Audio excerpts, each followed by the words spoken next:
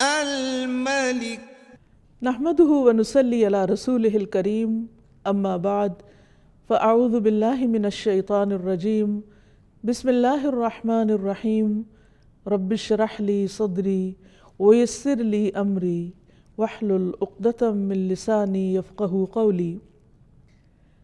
ناظرین، پروگرام اللہ کے خوبصورت نام کے ساتھ آپ کی خدمت میں حاضر ہیں۔ آج ہم انشاءاللہ اللہ سبحانہ وتعالیٰ کے نام الملک پر بات کریں گے۔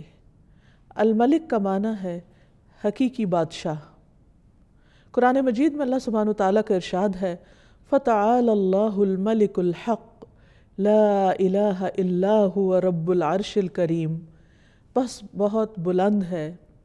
بہت بلند ہے اللہ جو سچا بادشاہ ہے، اصل بادشاہ ہے، حقیقی بادشاہ ہے، جس کے سوا کوئی الہ نہیں، کوئی معبود نہیں، عزت والے عرش کا مالک، عزت والے عرش کا رب۔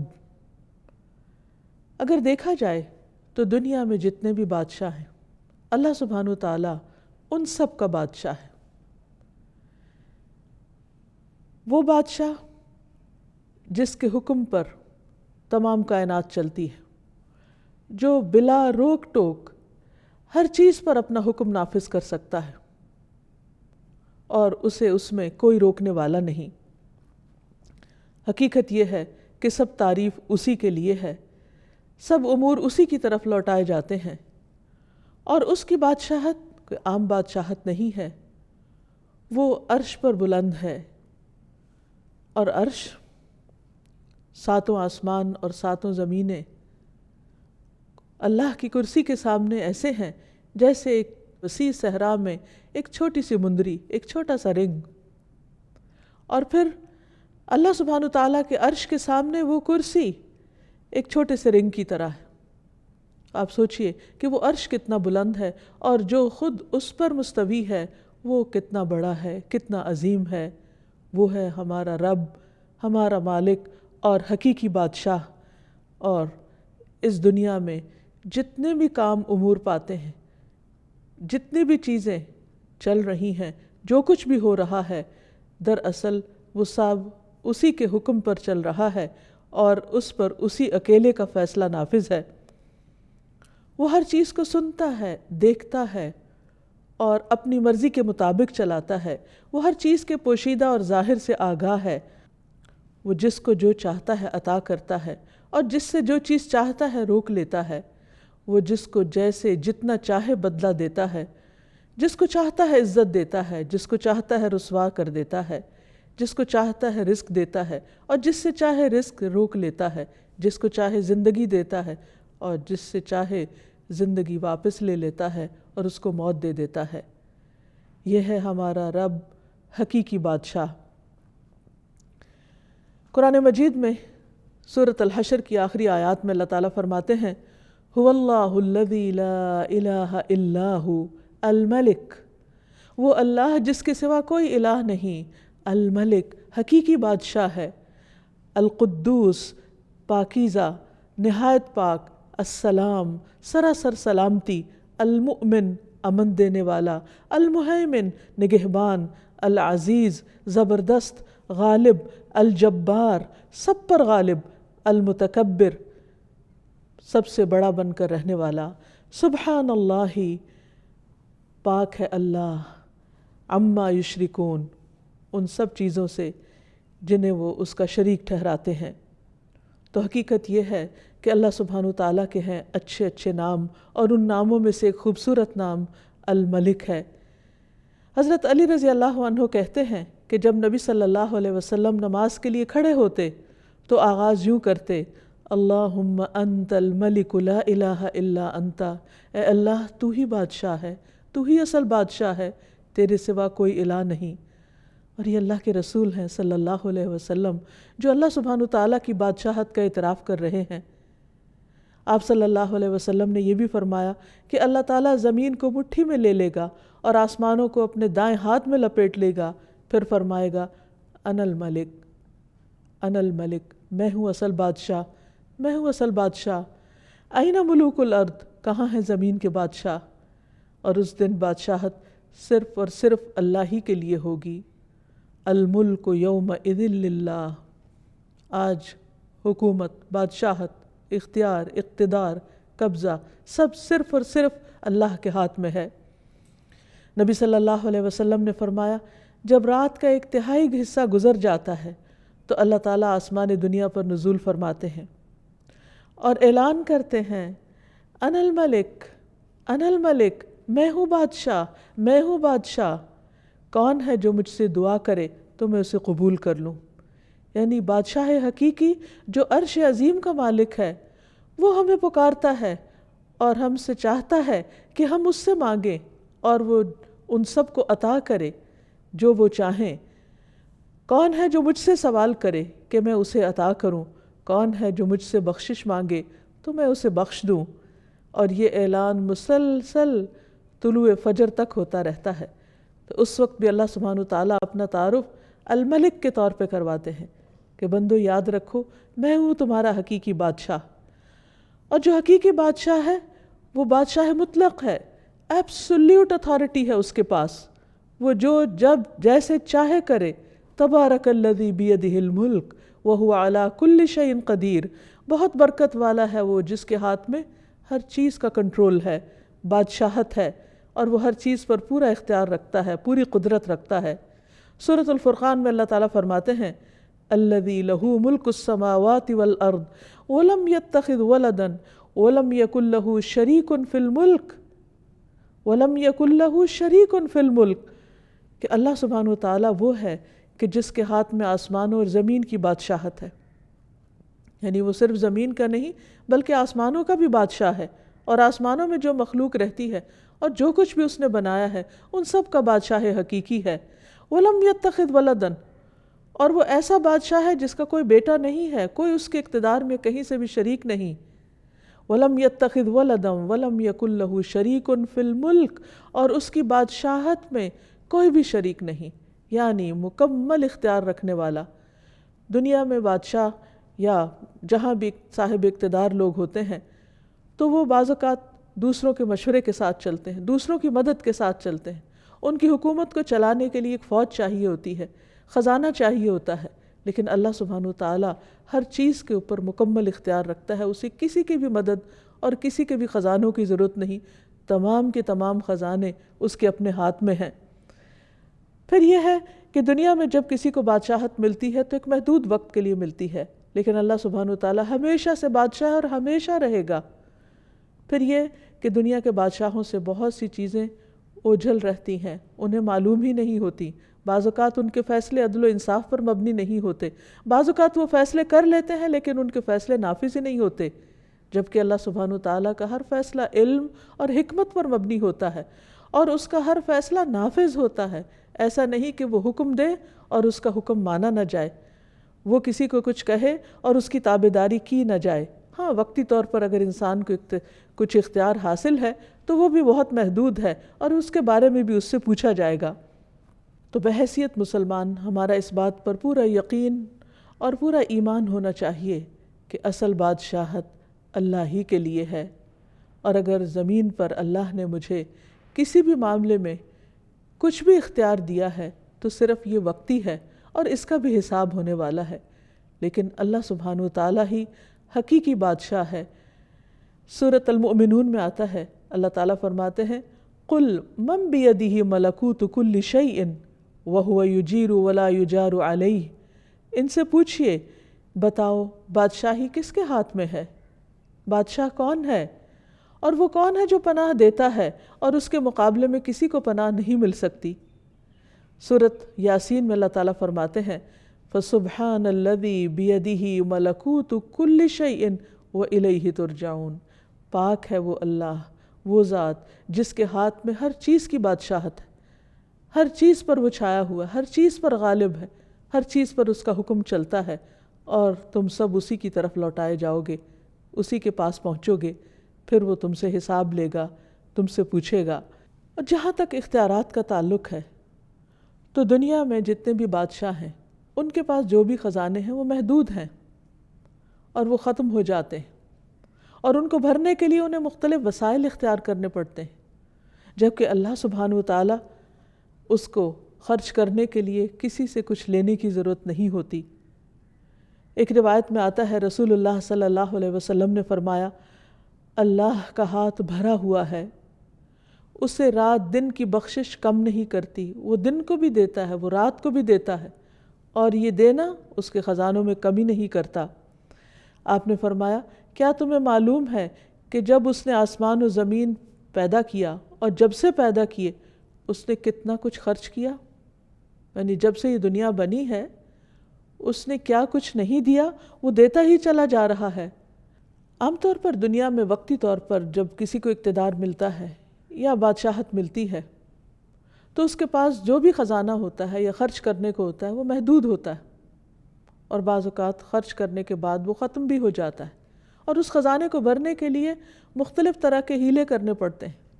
لیکن اللہ سبحانہ وتعالیٰ کسی کا بھی محتاج نہیں، وہ دن رات خرچ کرتا ہے لیکن اس کے خزانوں میں کسی قسم کی کوئی کمی واقع نہیں ہوتی۔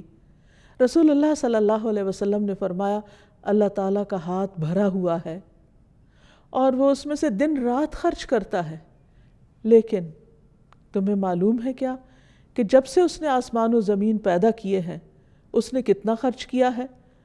اس نے بھی اس میں یعنی اس وقت سے خرچ کرنے نے اس میں کوئی کمی نہیں کی، یعنی اس کا ہاتھ پھر بھی بھرا ہوا ہے، وہ جتنا بھی دیتا چلا جائے اس کے خزانے کم نہیں ہوتے، وہ کسی کا محتاج نہیں، اسے کسی سے قرض نہیں لینا ہوتا، اسے کسی سے لے کر نہیں دینا، وہ پوری طرح مالک بھی ہے اور پھر بادشاہ بھی ہے۔ پھر فرمایا کہ اس کا عرش پانی پر ہے اور اس کے دوسرے ہاتھ میں ترازو ہے جسے وہ جھکاتا اور بلند کرتا رہتا ہے، یعنی جیسے جس چیز میں چاہے تصرف کرے، اسے کوئی روکنے والا نہیں ہے۔ اس کے برعکس بندوں کی بادشاہت بہت محدود ہے، وقت کے اعتبار سے بھی اور ان کے پاس جو اختیارات ہیں اس کے اعتبار سے بھی۔ لیکن کتنی حیرت کی بات ہے کہ ہم اگر دنیا میں کسی کے پاس کچھ بھی اختیار ہو تو اس سے فوراً مروب ہو جاتے ہیں، اس سے ڈرنے لگتے ہیں، اس کی مرضی کی بات کرنے لگتے ہیں۔ لیکن اس کے برعکس اللہ سبحانہ وتعالیٰ جو پوری کائنات کا بادشاہ ہے اور ہر چیز کا اختیار اس کے پاس ہے، ہم اس سے ڈرتے نہیں، اس کے آگے جھکتے نہیں۔ یہ کس قدر ناسمجھی کی بات ہے، اور بات وہی ہے جو اللہ سبحانہ وتعالیٰ نے خود فرمائی، وَمَا قَدَرُ اللَّهَ حَقَّ قَدْرِهِ، انہوں نے اللہ کی قدر ہی نہیں کی جیسا کہ حق ہے اس کی قدر کرنے کا۔ وَالْأَرْضُ جَمِيعًا قَبْضَتُهُ يَوْمَ الْقِيَامَةِ، اور زمین ساری کی ساری اس کے قبضے میں ہوگی قیامت کے دن۔ وَالسَّمَاوَاتُ مَطْوِيَّاتٌ بِيَمِينِهِ، اور آسمان اس کے دائیں ہاتھ میں لپٹے ہوئے ہوں گے، یعنی ہر چیز اس کے قبضہ قدرت میں ہے، اختیار میں ہے۔ اس کے باوجود ہم پوری طرح اس کے آگے نہیں جھکتے، پوری طرح اس کے طریقوں پر نہیں چلتے، اس کو راضی کرنے کی فکر نہیں کرتے، اور اس کے برعکس جن کے پاس محدود اختیارات ہیں، چونکہ وہ ظاہر سامنے نظر آتے ہیں اس لیے انہی سے مروب ہو جاتے ہیں، اور اللہ جو الملک الحق ہے، حقیقی بادشاہ ہے، اس کو بھول جاتے ہیں۔ پھر آپ دیکھیے کہ اللہ سبحانہ وتعالیٰ جیسی قدرت بھی کسی کے پاس نہیں۔ عبداللہ بن مسعود کہتے ہیں کہ علماء یہود میں سے ایک شخص رسول اللہ صلی اللہ علیہ وسلم کے پاس آیا اور کہا، اے محمد، ہم تورات میں پاتے ہیں کہ اللہ تعالیٰ آسمانوں کو ایک انگلی پر اٹھا لے گا، اور زمین کو ایک اور انگلی پر اٹھا لے گا، اور درختوں کو ایک انگلی پر، اور پانی اور مٹی کو ایک انگلی پر، اور تمام مخلوقات کو ایک انگلی پر، اور پھر فرمائے گا، انا الملک، میں ہوں بادشاہ، میں ہوں بادشاہ۔ نبی صلی اللہ علیہ وسلم نے جب اس عالم کی بات سنی تو آپ مسکرا دیے، اور دراصل یہ مسکراہٹ اس یہودی عالم کی تصدیق کے طور پر تھی۔ پھر آپ نے یہ آیت تلاوت فرمائی، وَمَا قَدَرُ اللَّهَ حَقَّ قَدْرِهِ وَالْأَرْضُ جَمِيعًا قَبْضَتُهُ يَوْمَ الْقِيَامَةِ وَالسَّمَاوَاتُ مَطْوِيَّاتٌ بِيَمِينِهِ سُبْحَانَهُ وَتَعَالَى عَمَّا يُشْرِكُونَ، اور ان لوگوں نے اللہ کی قدر نہیں کی جیسا کہ اس کی قدر کرنے کا حق ہے، اور ساری زمین قیامت کے دن اس کی مٹھی میں ہوگی، اس کے ہاتھ میں ہوگی، اور آسمان دائیں ہاتھ میں لپٹے ہوئے ہوں گے۔ وہ ان لوگوں کے شرک سے بالکل پاک اور بلند تر ہے، یعنی لوگ اللہ سبحانہ وتعالیٰ کی عظمت کو اس طرح محسوس نہیں کرتے جس طرح کرنا چاہیے۔ پھر یہ بھی یاد رہے کہ اللہ سبحانہ و تعالیٰ کی بادشاہت میں کبھی بھی کسی قسم کی کوئی کمی نہیں آئے گی۔ اللہ تعالیٰ فرماتے ہیں اگر تم سب اولین و آخرین یعنی سارے کے سارے انسان، اور نہ صرف یہ کہ انسان بلکہ جن بھی، کہ تمہارے اول پہلے انسان سے لے کے آخری انسان تک، اور تمام کے تمام جن پہلے جن سے لے کر آخری جن تک، تم سب اس آدمی کے دل کی طرح ہو جاؤ جو سب سے زیادہ تقوی والا ہو، تو بھی تم میری سلطنت میں کچھ اضافہ نہیں کر سکتے۔ یعنی عام طور پر انسان یہ سمجھتا ہے کہ جب وہ عبادت کرتا ہے یا اللہ کی بندگی کرتا ہے یا کوئی بھی اس کی خاطر کام کرتا ہے تو شاید وہ اللہ تعالیٰ کو فائدہ پہنچاتا ہے، حالانکہ ایسا نہیں ہے۔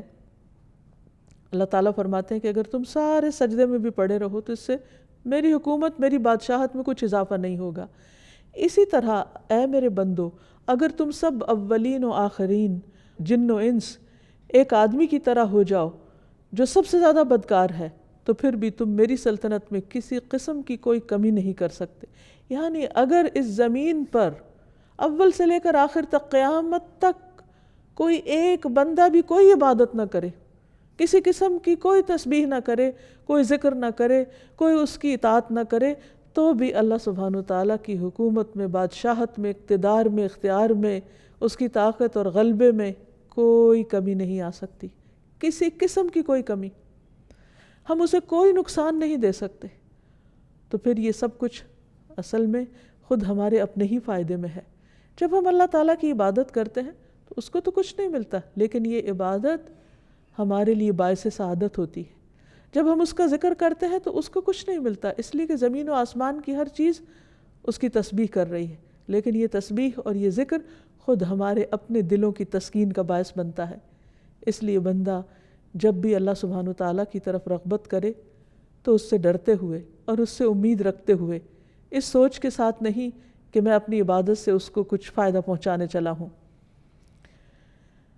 پھر فرمایا اے میرے بندو، تم سب اولین و آخرین جن و انس ایک صاف چٹیل میدان میں کھڑے ہو جاؤ اور سب مجھ سے مانگو، اور میں تم سب کو وہ سب کچھ دوں جو تم مانگ رہے ہو، تو اس سے میری حکومت میں، میری بادشاہت میں اتنی بھی کمی نہیں ہوگی جتنی ایک سمندر کے اندر سوئی ڈالنے کے بعد نکالی جائے اور اس میں جو پانی لگا ہو، تو اتنی قلیل مقدار میں بھی اس سمندر کے مقابلے میں جو کمی ہوتی، میری بادشاہت میں وہ بھی کمی نہیں ہوگی۔ تو اس سے پتہ چلتا ہے کہ اللہ سبحانہ وتعالیٰ کی بادشاہت کیسی ہے، اور اس کے خزانے کیسے ہیں، اور اس کی حکومت کیسی ہے، اور اس کا اقتدار کیسا ہے۔ پھر آپ دیکھیے کہ اس کی بادشاہت کی وسعت، اس کا بھی ہم اندازہ نہیں کر سکتے۔ نبی صلی اللہ علیہ وسلم نے فرمایا میں خوب جانتا ہوں کہ اہل جہنم میں سے کون سب سے آخر میں نکلے گا۔ وہ ایک ایسا شخص ہوگا جو اپنے گھٹنوں کے بل رینگتا ہوا جنت میں داخل ہوگا، یعنی جہنم سے گھٹنوں کے بل گھسٹتا ہوا باہر نکلے گا تو اللہ سبحانہ وتعالیٰ اسے حکم دیں گے کہ جاؤ جنت میں داخل ہو جاؤ۔ وہ جنت میں آئے گا، لیکن اسے ایسے معلوم ہوگا کہ جیسے جنت بھری ہوئی ہے، تو واپس اللہ تعالیٰ کے پاس جائے گا اور کہے گا یا رب جنت تو بھر گئی ہے۔ اللہ تعالیٰ اسے فرمائیں گے کہ جاؤ جنت میں چلے جاؤ۔ پھر وہ جائے گا، پھر وہ دیکھے گا کہ جنت بہت آباد ہے، وہ واپس آئے گا اور کہے گا اے رب جنت تو بھری ہوئی معلوم ہوتی ہے، میں نے جنت کو بھرا ہوا پایا ہے۔ تو اللہ تعالیٰ پھر فرمائے گا کہ جاؤ جنت میں داخل ہو جاؤ، میں تمہیں دنیا کی مانند اور اس سے 10 گنا زیادہ دیتا ہوں۔ سوچئے اس دنیا میں کیا کچھ، یعنی عام طور پر ایک انسان کے بس میں نہیں کہ وہ ایک انسان کیا، آج تک اتنی تحقیقات ہوئیں، اتنا کچھ انسانوں نے پڑھا لکھا، بڑی بڑی یونیورسٹیاں قائم ہوئیں، لیکن پوری زمین کو ایکسپلور نہیں کر سکے اور اس کے پورے خزانوں کو بھی۔ تو اللہ سبحانہ وتعالیٰ جہنم سے نکلنے والے آخری شخص سے فرمائے گا کہ جاؤ میں تمہیں دنیا اور اس جیسی 10 دنیایں تمہیں دیتا ہوں، اور یہ وہ ہے جو سب سے آخر میں جنت میں پہنچنے والا ہوگا۔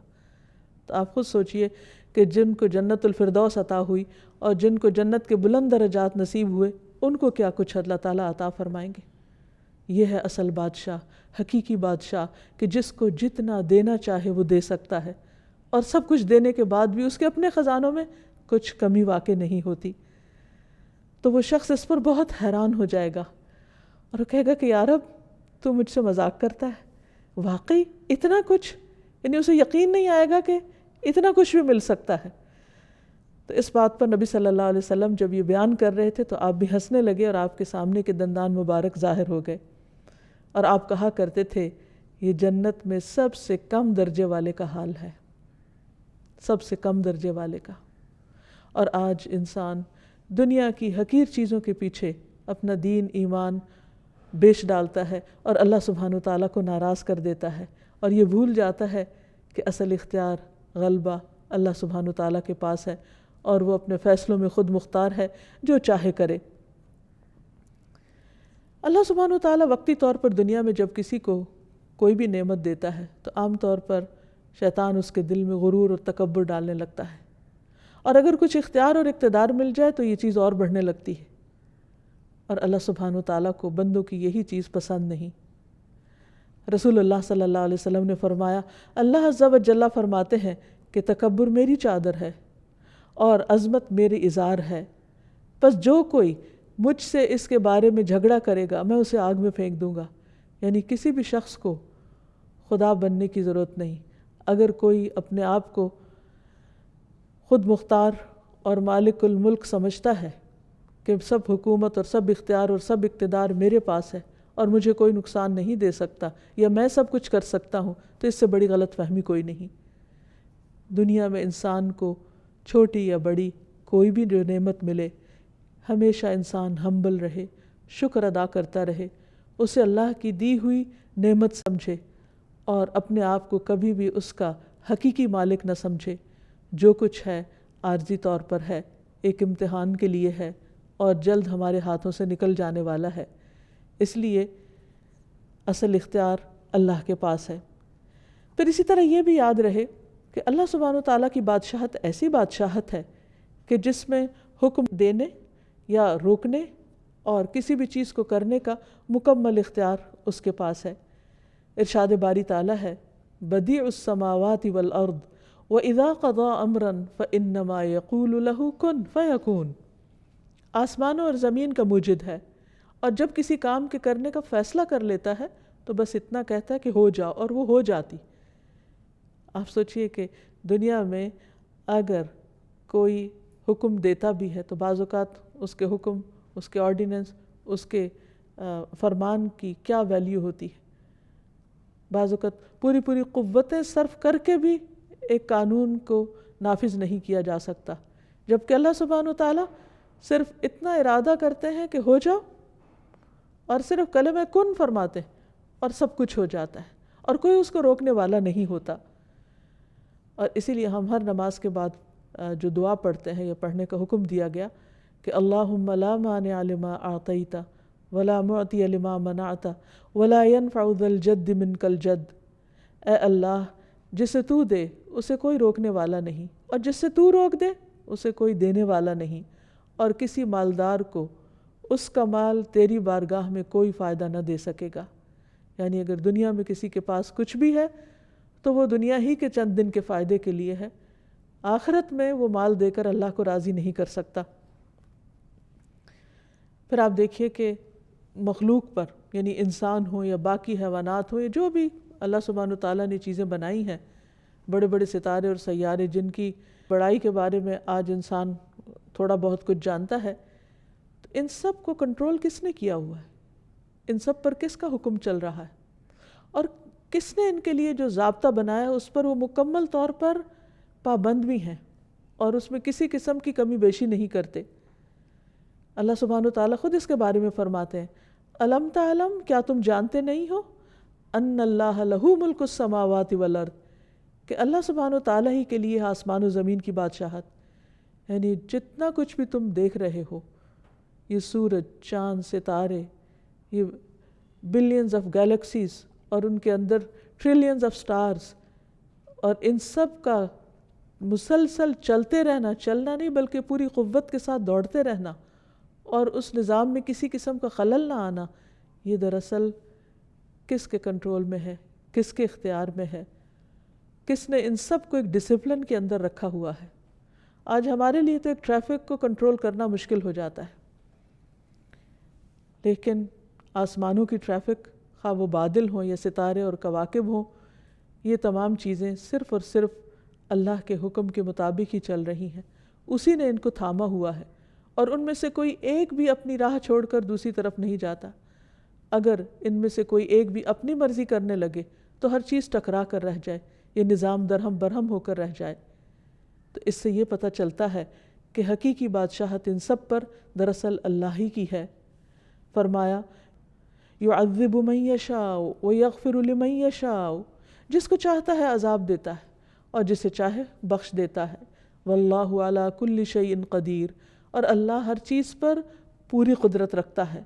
پھر اسی طرح رزق کے سارے معاملات بھی اسی کے اختیار میں ہیں۔ واللہ یرزق من یشاء بغیر حساب، اللہ جس کو چاہتا ہے بغیر حساب کے رزق دیتا ہے، یعنی انلمیٹڈ۔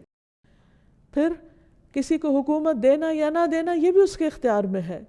واللہ یؤتی ملکہ من یشاء، اللہ اپنی بادشاہت دیتا ہے، اپنی حکومت دیتا ہے جسے چاہتا ہے، اور اللہ وسعت والا، علم والا ہے۔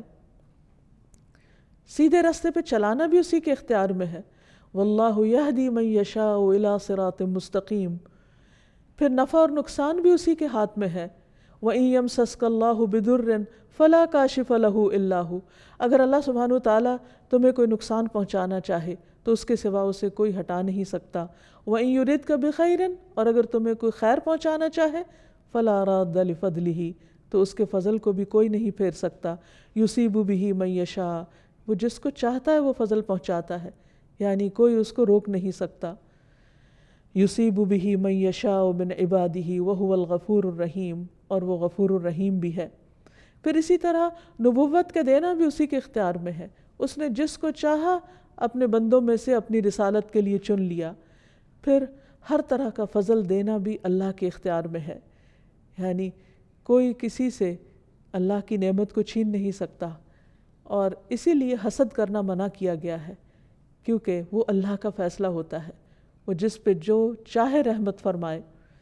پھر اسی طرح بیٹے اور بیٹیاں دینا بھی اللہ کے اختیار میں ہے۔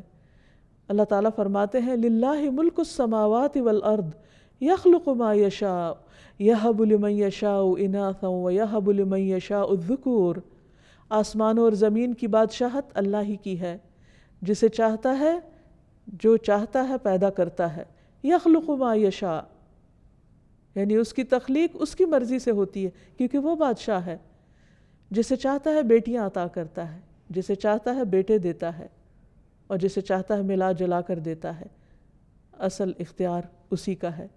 پھر اسی طرح انسانوں کو معاف کرنا یا عذاب دینا یا بخش دینا یہ بھی اسی کے اختیار میں ہے، اور اس میں بھی مالک یوم الدین وہ خود ہے، روز جزا کا مالک، جس میں سارے فیصلے اس کی مرضی کے مطابق ہوں گے۔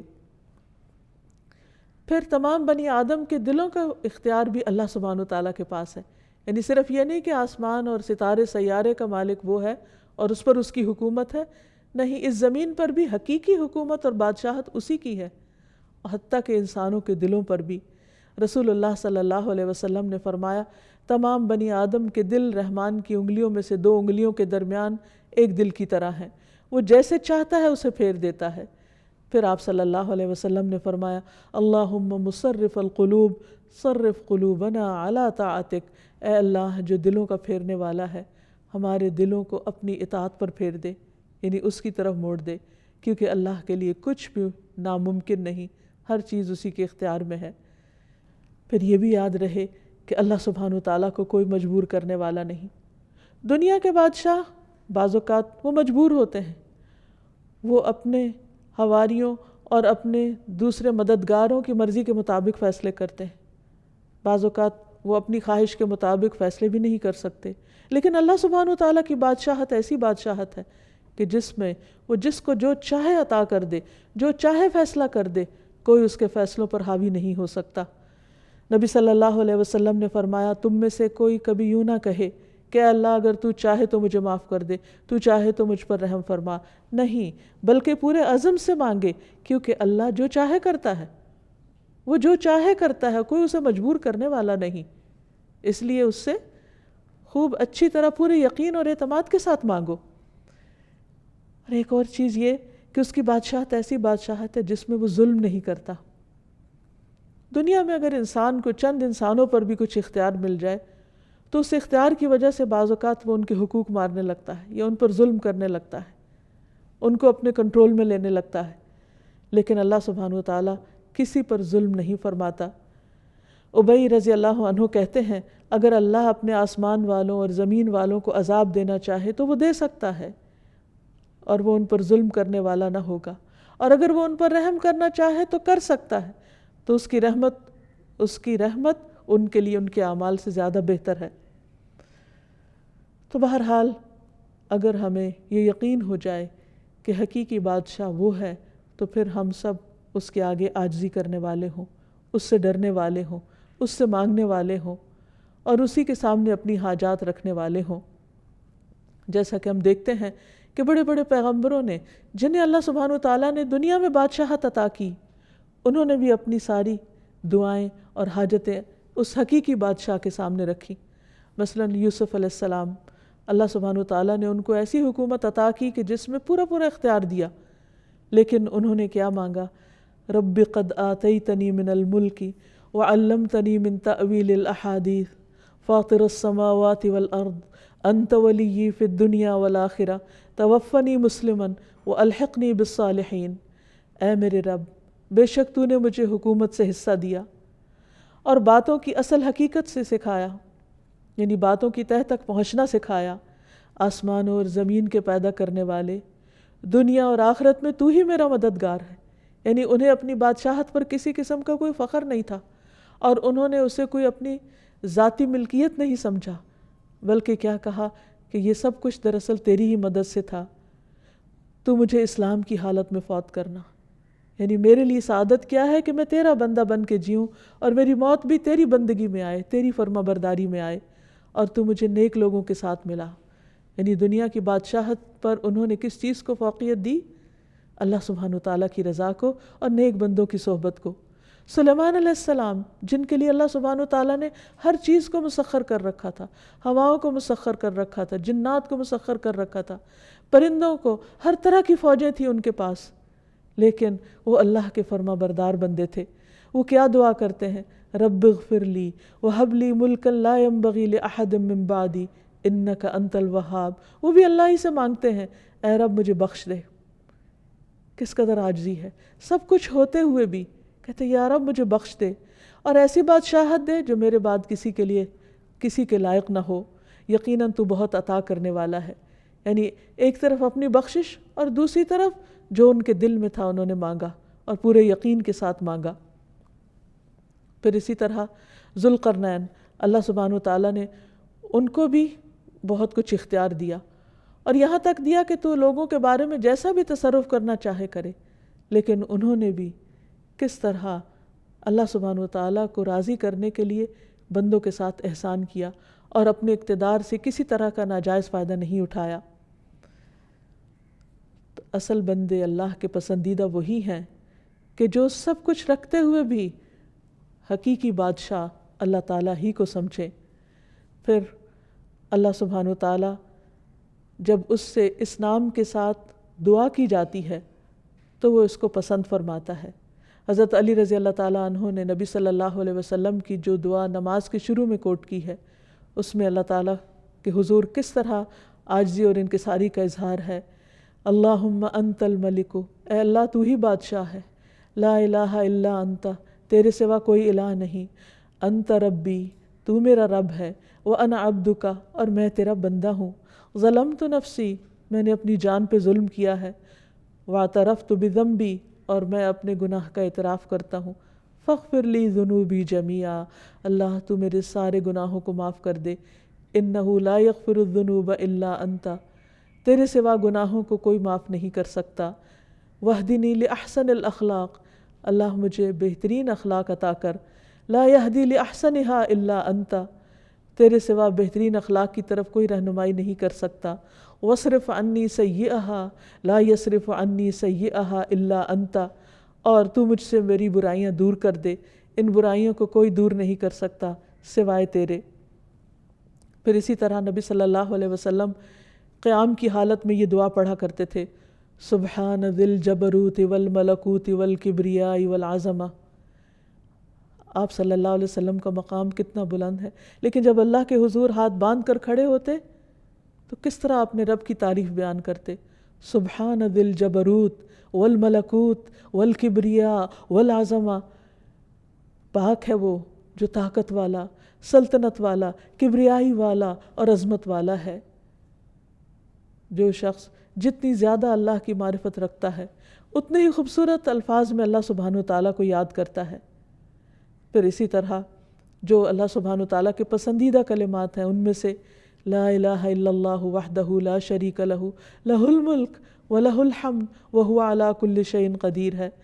نبی صلی اللہ علیہ وسلم جب نماز کے بعد سلام پھیرتے تو یہ کلمہ پڑھا کرتے تھے ہر نماز کے بعد کہ اللہ کے سوا جو صرف ایک ہے، کوئی اور معبود نہیں، اس کا کوئی شریک نہیں، لہ الملک، ساری بادشاہت اسی کی ہے اور سب تعریف بھی اسی کی ہے اور وہ ہر چیز پر قادر ہے۔ پھر صبح شام کی دعاؤں میں بھی نبی صلی اللہ علیہ وسلم جو کلمات پڑھتے، امسینا و امس الملک للہ، کہ ہم نے شام کی اور ساری ملک نے، یعنی اللہ کی جتنی بھی بادشاہت میں جو اختیار ہے ہر چیز نے اللہ ہی کے لیے شام کی، یعنی اللہ ہی کے حکم کے مطابق، والحمد للہ، اور ساری تعریف اللہ کے لیے۔ اور پھر آگے مزید دعا بھی ہے۔ پھر اسی طرح صفا و مروہ کا طواف کرتے وقت بھی جو دعا سکھائی گئی اس میں بھی اللہ سبحانہ وتعالیٰ کے ملک کا اعتراف ہے۔ تو ہمارے لیے لازم ہے کہ ہم اللہ تعالیٰ کو بادشاہ حقیقی سمجھیں اور اس کے آگے ہمبل ہو جائیں، اس کی اطاعت اور فرما برداری کریں، اس کی اس بادشاہت میں کسی کو شریک نہ سمجھیں اور شرک کو گناہ عظیم سمجھیں، اللہ کے سوا کسی اور کو اختیار والا نہ سمجھیں، کیونکہ سب کے پاس جو بھی اختیار ہے وہ محدود ہے اور حقیقی معنوں میں دینے والا اللہ سبحانہ وتعالیٰ ہے، اور اس سے شدید محبت کرنے والے ہوں کیونکہ وہ ہر چیز کا مالک ہے، دنیا کی بھی اور آخرت کی بھی۔ اور پھر اس سے ملاقات کا شوق بھی ہمارے اندر ہو۔ جب دنیا میں کسی بڑے انسان کے بارے میں ہم سنتے ہیں تو اس سے ملنے کا شوق ہوتا ہے، اس کے قریب ہونے کا شوق ہوتا ہے، لیکن کیا ہم اللہ کی بڑائی کو سمجھتے نہیں کہ اس کے قرب اور اس کی ملاقات کا کوئی شوق نہیں ہمارے دل میں؟ نہیں۔